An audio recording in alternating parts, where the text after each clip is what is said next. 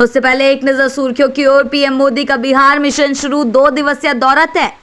BN college में बमबारी के बाद हड़कंप, राज्यपाल का निरीक्षण। कोविड की पीड़ा बनी राजनीति की प्रेरणा, प्रशांत किशोर का बड़ा खुलासा। पटना को स्मार्ट टनल और मल्टी मॉडल हब की सौगात। लालू यादव पर कोर्ट का इश्तेहार, गैर हाजिरी पर कड़ी चेतावनी। बढ़ते हैं खबरों की ओर विस्तार से। पीएम मोदी का बिहार मिशन शुरू, 2 दिवसीय दौरा तय। जी हां, ऑपरेशन सिंदूर के बाद पीएम नरेंद्र मोदी 29 से 30 मई को बिहार दौरे पर रहेंगे। पहले दिन पटना एयरपोर्ट के नए टर्मिनल का उद्घाटन करेंगे और रात में पटना रुकेंगे। अगले दिन विक्रमगंज में जनसभा को संबोधित करेंगे। पीएम का यह दौरा राजनीतिक और विकास दोनों लिहाज से बेहद अहम माना जा रहा है। बढ़ते हैं अगली खबर की ओर। बीएन कॉलेज में बमबारी के बाद हड़कंप, राज्यपाल निरीक्षण।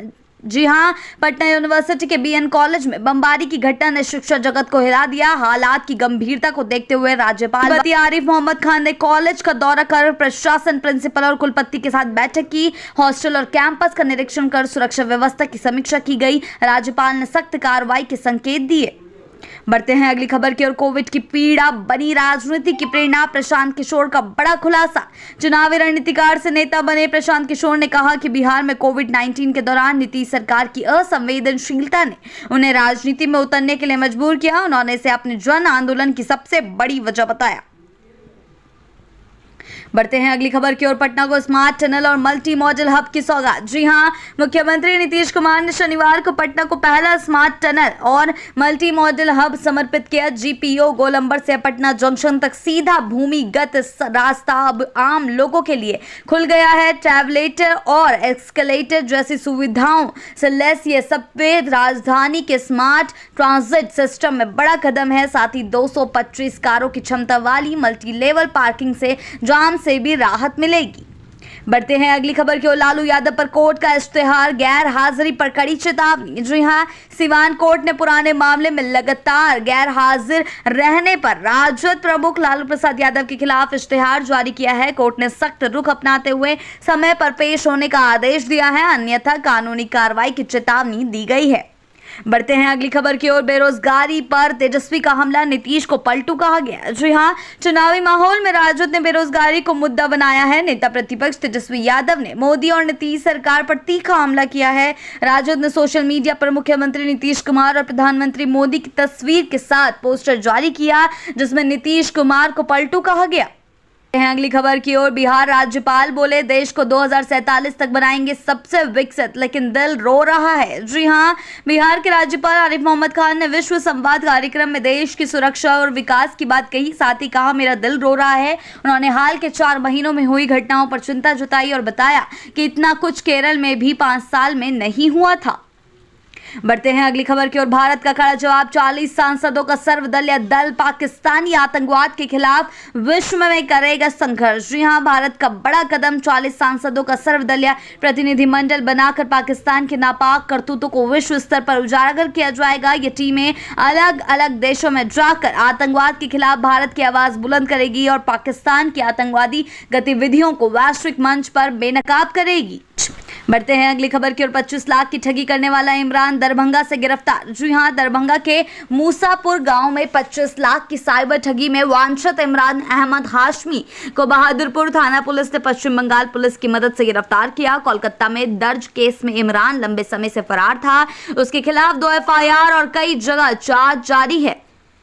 बढ़ते हैं अगली खबर की ओर। कहलगांव एनटीपीसी में 19 मई को फायर ऑडिट और मॉक ड्रिल। जी हां, भागलपुर के कहलगांव स्थित एनटीपीसी परियोजना में 19 मई को अग्नि सुरक्षा को लेकर बड़ा अभ्यास होगा। राज्य अग्नि मिशन विभाग के निर्देश पर परियोजना में फायर ऑडिट और मॉक ड्रिल आयोजित की जाएगी। इसका मकसद अग्नि आपदा से जान माल की सुरक्षा और सुरक्षा उपायों की गहन समीक्षा है। बढ़ते हैं अगली खबर की ओर। बिहार में मौसम ने बदला मिजाज, बारिश से गर्मी से राहत। जी हां, मिथिला, कोसी और सीमांचल के लोगों को गर्मी से बड़ी राहत मिली है। तेज हवा और झमाझम बारिश ने मौसम को खुशनुमा बना दिया है। पूर्णिमा, किशनगंज, अररिया समेत कई जिलों में तापमान गिरकर 25 डिग्री पहुंच गया है। मौसम विभाग ने राज्य के कई हिस्सों में बारिश और वज्रपात को लेकर अलर्ट जारी किया है। बढ़ते हैं अगली खबर की ओर। गया बना गया जी, ऐतिहासिक फैसले से गूंजा गौरव। जी हां, धार्मिक आस्था और ऐतिहासिक विरासत से समृद्ध गया को अब मिला नई पहचान। गया जी, मुख्यमंत्री नीतीश कुमार की अध्यक्षता में हुई कैबिनेट बैठक में नाम बदलने के प्रस्ताव को मंजूरी मिलते ही जिले में जश्न का माहौल बना हुआ है। वर्षों पुरानी मांग के पूरा होने पर स्थानीय लोग गर्व और खुशी से झूम उठे हैं। बढ़ते हैं अगली खबर की ओर। बिहार में बाढ़ और सिंचाई सुधार के लिए 4,415 करोड़ की विश्व बैंक परियोजना मंजूर। जी हां, राज्य मंत्रिमंडल ने बिहार जल सुरक्षा एवं सिंचाई आधुनिकीकरण की परियोजना को मंजूरी दे दी है। विश्व बैंक की मदद से इस 4,415 करोड़ रुपए की योजना के तहत प्रभावी सिंचाई प्रबंधन और बाढ़ जोखिम नियंत्रण के लिए संस्थागत क्षमता बढ़ाई जाएगी ताकि आपदा प्रबंधन और सिंचाई प्रणाली को आधुनिक बनाया जा सके। हैं अगली खबर की ओर। सीवान में नशीली दवाई बेचते पकड़े गए मेडिकल स्टोर वाले इलाके में मची सनसनी। जी हां, बड़हरिया थाना क्षेत्र में एक मेडिकल स्टोर से नशीली दवाएं बेचते दुकानदार को गिरफ्तार कर लिया गया। अचानक हुई रेड से इलाके में हड़कंप मच गया। कई दवा की दुकानों को जल्दी बंद करना पड़ा। मौके पर भीड़ इकट्ठा हो गई और प्रशासनिक कार्रवाई तेज हो गई।